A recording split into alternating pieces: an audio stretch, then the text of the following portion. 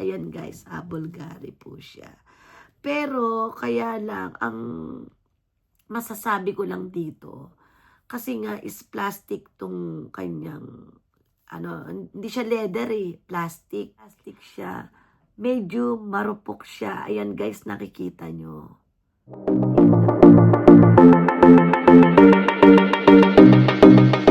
Hi guys, welcome to my YouTube channel. This is Sarah B. At ngayon ang aking ipakikita po sa inyo ay ang aking mga paboritong relo. Yan po ay ang aking mga paboritong relo na aking ginagamit palagi. Ayan nga po guys, ang aking mga watch. Ayan guys, nakikita nyo, yan po ay ang aking mga palaging sinusuot, ang aking mga paboritong relo. Ayan guys, at meron pa nga dito. Ito is actually hindi ko po ito gaanong ginagamit. Paminsan-minsan lang. Ayan guys. Ngayon, itong aking Rolex is Rolex. My favorite Rolex. Guys, vintage na po to. Kaya talagang makikita nyo na talagang lumang-luma na ang kanyang lalagyan. Kasi since siguro 20 years old pa lang ako nung ito ay aking pong nabili. Ayan, siyempre katas ng paghihirap. Noong time na yun, bago pa lang ako dito sa Japan. At ito ang aking unang naging relo. Ayan guys, bubuksan na natin. Ayan guys, huwag kayong masyadong medyo sasabihin nyo pangit na o madumi na kasi talagang vintage na siya. Imagine siguro mga 35 years na itong nasa akin. Actually, at ito po ay hindi ito brand new nung binili ko. Actually, lahat po itong gamit ko is hindi to brand new kasi hindi ko kayang mag-afford ng brand new. Kaya almost ang mga gamit ko is mga talagang binili ko sa second hand. Pero, ayan nga guys, bubuksan na natin ang aking relo. At, ayan guys, tignan nyo. Siyempre, lumang-luma na nga siya. Lagi, nakatago lang siya. Kaya, ayan, medyo talagang nagkaroon na siya ng dumi. Ayan guys, ito is binili ko to sa Ueno since nagtatrabaho pa ako sa Ueno noong time na yon. Ayan guys, syempre yung budget ko, ito ang nakayanan noong time na yon. At saka nagustuhan ko siya kasi is gold siya. Ayan nga guys, meron siyang mga papel. Ayan guys, hindi ko na ipakikita sa inyo, pero talagang Rolex po siya. Ayan, Rolex siya. Original siya guys, original siya. At ito pa yung mga syempre na katunayan na siya ay totoong Rolex. Ayan guys, nakikita ko sa inyo na talagang ayan, meron pa siyang mga certificate. Ayan ang certificate niya. Medyo kailangan din na nating ipakita lahat-lahat kasi privacy ko na iyon. Ayan nga guys. Siyempre, ito yung pinagputulan niya kasi malaki sa akin nung time na yun. Iba tong suot ko ngayon po guys. Ayan. Ito is bali. Mamaya ipakikita ko sa inyo. Ipakikita ko sa inyo yung anong yun. Ayan, bali, ayan po ang aking Rolex. Ang dami ko nang sinabi. Iisa pa lang. Ngayon, itabi muna natin to at para mabuksan na natin ang aking Rolex. At ito nga pala, meron pa rin itong certificate. Meron siyang, ayan, ng Rolex. Nakatunayan na siya is original. Ayan guys. Medyo hindi ako magaling mag-explain kaya pasensya na kayo. Ito, alam nyo guys, tingnan nyo, masyado na siya talagang lumang-luma na. Talagang vintage na siya. Ayan nga guys, bubuksan na natin. Tararan! Ayan po ang aking may purse, Rolex. Hindi naman purse kasi iisa lang naman ang Rolex ko. Ito yung aking unang-unang nabili na relo. Noong time na bata pa ako. Siyempre, dahil sa aking pagsisikap, nakabili ko ang aking gusto. At ayan nga po guys, ang aking pinagmamalaking Rolex.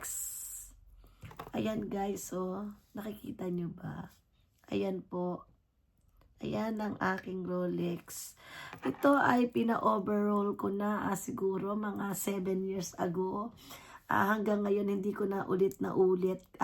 Pina-overall ko siya sa mismong Rolex dyan sa Tokyo Station. Ayan guys. Ayan ang aking unang-unang relo. Ayan guys. Ngayon naman ang ating susunod ay ang ating ito yung actually hindi ko masabi kung ano na talaga yung una, pangalawa, basta ang sa akin kasi ito talaga ang naging unang Rolex ko, kaya ito unang relo ko na nabili na, kaya ito ang aking ipakikita sa inyo. At ngayon naman, ang pangalawang ipakikita ko sa inyo is ang aking, nalaglag, sorry. Ang aking ipakikita sa inyo ay aking, ang aking Bulgari. Ayan guys. Naman ay ang aking Bulgari. Ayan, buksan na nga natin kasi nabubukas na talaga yung kanyang lagayan. Ayan po ang aking, mali. Ito Ayan ang aking isang Bulgaring relo. Tararan! That's my favorite. Alam nyo guys, paborito ko ito at palagi ko siyang ginagamit. Ayan. Medyo matagal-tagal na mga 7 to 8 years. Ayan guys. Ayan po ang aking Bulgari. Meron siyang diamond. Meron siyang diamond. Ayan. At meron din siyang sapphire dito. Sapphire nga ba to? Kulay,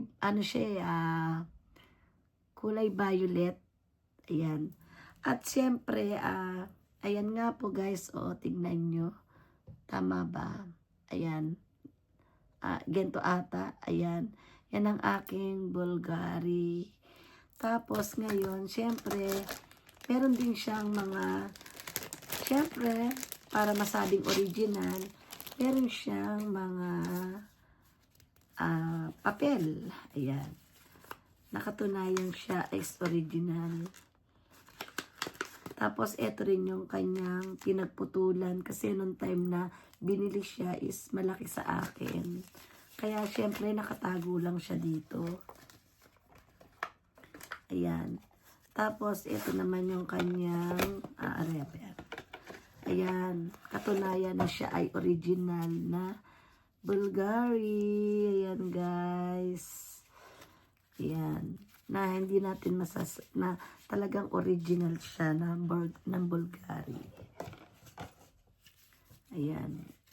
Ayan. Ito pa yung mga niya, Ayan. Ayan.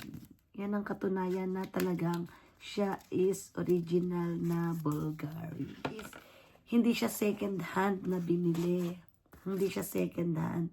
Kaya medyo pricey talaga ang price niya noong time na iyon.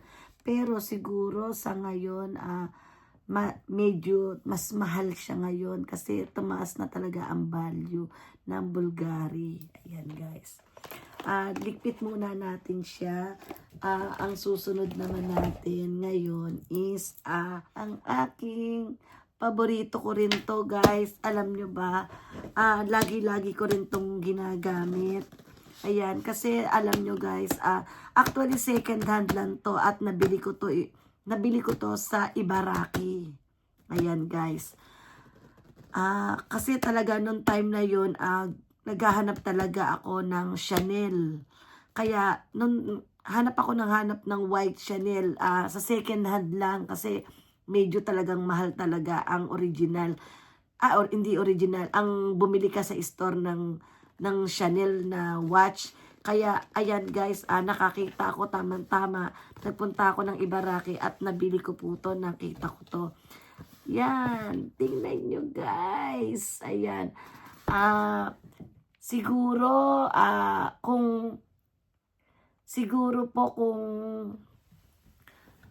iisipin natin, siguro mga 5 years ago na to sa akin. 5 years ago na. Ayan guys, bubuksan na natin. Ha. Ayan, may pangalan siyang Chanel. My favorite. Yay! Ayan, pagbukas nyo kulay white talaga ang kanya lalagyan. White. Tapos, ayan, bubuksan na natin. Ayan, dito pala. Dito pala ang bukasan niya. Ayan. 1, 2, 3. Yay! My favorite watch na Chanel. Ayan, guys. Ayan. Ang aking paboritong Chanel.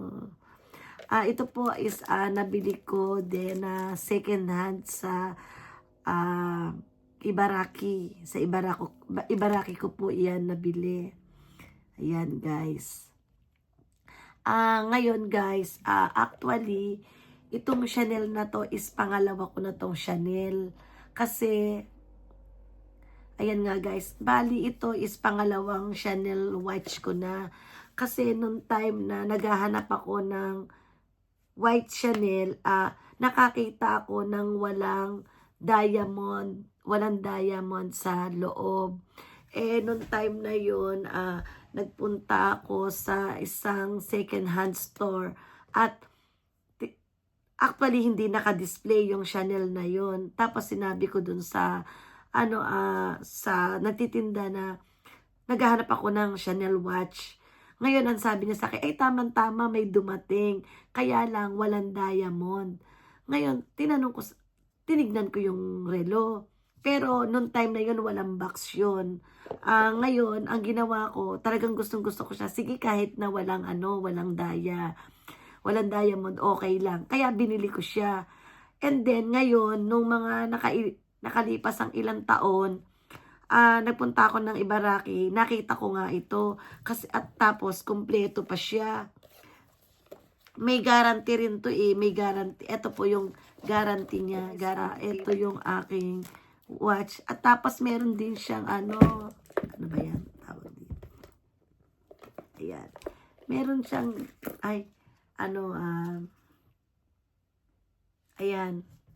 ayan ang aking ng Chanel, anong tawag dito. Alam nyo guys, ayaw pumasok sa isip ko ngayon kung anong tawag dito. Basta guarantee card. Ayan, nakasulat dito kung anong number niya, na ibig sabihin talagang original siya. Ayan guys. Hindi ko na pwedeng ipakita sa inyo kasi masyadong iba na yun. Privacy ko na yun. Ayan nga guys. Tapos, syempre, nung time na binili ko siya is medyo malaki-laki nga talaga siya sa akin. Kaya, as usual, pinaputulan ko ulit din siya. Nawala nga pala ako dun sa sinasabi ko sa inyo na unang relo ko na Chanel. Naging dalawa na nga kasi itong Chanel na watch ko. Kaya, yung isa, ipinagbili ko sa aking kaibigan. Ayun. Yun ang nangyari. Kaya ngayon, isa na lang ang aking relong Chanel. Ayan guys, tignan nyo. Meron siyang diamond. Meron siyang daya. Kasi ito talaga ang gustong-gusto ko nung ako ay naghahanap ng relo. Ayan guys. Ayan. Kaya, i-dispose ko na yung isa. Kaya, ito na lang ang naging relo ko ngayon. Ayan. Actually, ang suot ko ngayon is hindi Bulgari. Ang suot ko ngayon is Cartier. Cartier siya. Ito namang Cartier na to. Teka, tapusin ko muna dito. Ayan, okay na tayo dito, guys. Bali, ito yung pangatlong relo ko. Ayan. Ang susunod naman natin, itong suot ko ngayon na Cartier. Ayan, medyo masikip na siya sa akin ngayon kasi medyo tumaba ako. Actually, ito ay pinaputulan ko din nung ito ay aking binili. Ang story naman nito is, kaya ako may Cartier na relo kasi nung time na yon ang aking coworker is nangangailangan ng pera. And then, isinanla niya ito. Isinanla niya. Ngayon, nung isinanla niya, hindi niya matubos-tubos. Nanghihinayang siya na mabaliwala. Kaya lumapit siya sa akin na sabi niya kung daw pwede kong tubusin. Tapos binigyan ko siya ng konting money pa. Sabi ko, sige, gusto ko siya kutubusin ko siya. Ayan, kaya ito is galing to sa aking coworker at saka na aking tinubos sa sanlaan. Ayan guys, meron din siyang sapphire dito sa kanyang, anong tawag dito? Yan, basta yan na yan. Ayan guys, ang aking Cartier na relo. Ito is ang aking pang-apat. Mahilig ako sa relo guys. Nung time na medyo syempre hindi ko pa kayang bumili ng mga mamahalin. Syempre bumibili ako ng mga medyo mura lang kasi mahilig nga ako sa relo. Ayan guys, ito yung aking apat na relong pinakita sa inyo. And then, ayan naman guys, ito Bulgari din po siya. Itong Bulgari na to is, tingnan nyo guys, bali vintage na rin siya, vintage siya. Nabili ko naman ito sa Book Off. Sa Book Off ko to nabili. Kasi nung time na yun, pandemic, na wala tayong trabaho, paikot-ikot lang ako, mahilig ako mag-vlog. Ngayon, nung nakita ko siya sa Book Off, is ang mura niya lang is 37,000 yen. Ngayon, sabi ko, ay ang ganda. Sabi ko, kasi nung ako'y bata pa, nakikita ko to sa mga kasamahan ko na meron silang Bulgari na relo na ganito. At saka para pagka ako minsan, naka-t-shirt lang, maganda siyang isuot. Ayan. Kaya, nung time na yon tamang-tama, mura siya, is binili ko siya. Ayan guys, Bulgari po siya. Pero, kaya lang, ang masasabi ko lang dito, kasi nga is plastic tong kanyang, hindi siya leather plastic. Ngayon, ang problema ko lang po dito, dahil sa plastic siya, medyo marupok siya. Ayan guys, nakikita nyo. Ayan, nakikita nyo, di ba? Madali siya, parang mas madali siyang masira. Ayan guys, nakikita nyo? Kasi matigas yung niya, hindi siya leather. Kaya nagka-crack siya Kaya ito hindi ko gaano ginagamit. Kasi baka maputol. Kaya nung time na yan, hindi ko siya ginagamit. Nawala na siya ng battery. Pero siguro pagka nagka-time ako, palalagyan ko siya ng battery. Ayan. Ito na yung pang-5 kong relo. Ngayon, may pakikita naman ako sa inyong relo. Ito naman is unclaimed ang pangalan niya. Meron din tong kahon. Kaya lang, hindi ko na inano ngayon. Ayan ang aking relo. Actually guys, ito is nung ako'y sumakay ng eroplano, pauwi na dito sa Japan, galing Pilipinas, nabili ko siya. Ang price niya is 2 lapad lang. Guys, alam nyo, gustong gusto ko to. Alam nyo kung bakit? Para siyang rado. Diba? Ang ganda niya, Baka mamaya pag lumabas ako, palagyan ko siya ng battery. Actually, wala rin kasi siyang battery Kaya, ayan. Hindi ko siya kasi ginagamit gaano. Dahil lagi ako nakapokus dito sa aking lagi ako nakapokus sa mga relo kong yan. Laging sila kasi paborito ko to. Yan, yung 4 na yan, paborito ko yan. Kaya laging sila yung pinagpapasapasahan ko. Kaya yung mga ibang relo ko, hindi ko nagagamit. Actually, hindi lang po ito ang relo ko. Marami pa. May Baby G. Marami. Medyo hindi lang talaga mamahalin. Ito naman, ayan, isang relo ko rin din po ito. Actually, itong relo naman na to, itong relo pong to is actually wala siyang brand. Nung time na yun kasi talagang gusto ko ng ceramic na bracelet ng relo. Nagpunta rin ako sa recycle shop. Hindi ko na matandaan kung saan. Parang sa Tama Center ata. Ayan, actually nabili ko siya ng 8,000 yen lang. Ayan guys. Pero hindi ko na rin siya sinusuot kaya meron siyang imitation na daya. Maganda siya, 'di ba? Para siyang para siyang Chanel. Siguro ngayon kasi pinakita ko sa inyo, siguro palalagyan ko na rin siya ng battery para magamit ko. Ayan guys, 'di ba ang ganda niya? Ayan, 8,000 lang nabili ko dito. Binili ko to sa recycle shop. Hindi ko na matandaan kung saan. Kung saan yung recycle shop na yon. Ganon. Pero ang naiisip ko parang sa Tama Center ata. Ayan guys. Kaya ayan guys ang aking mga collection na relo. Ayan guys. Yan ang aking mga collection na relo na hindi ko pa napapakita yung iba. Kasi meron pa akong mga Christian Dior, meron din akong Gucci. Hindi ko pa napakita ngayon sa inyo. Pansamantala, yan lang muna. Kasi itong apat na to ang palagi kong ginagamit. Ayan guys. Hanggang dito na lang ang ating vlog na aking mga relo na collection. Thank you for your watching. Bye-bye.